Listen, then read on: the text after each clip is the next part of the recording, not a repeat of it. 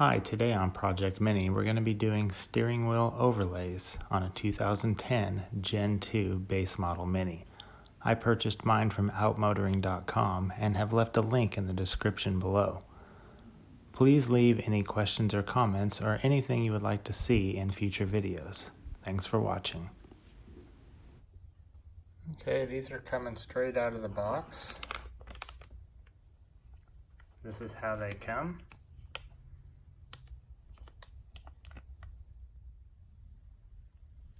This is all three overlay pieces.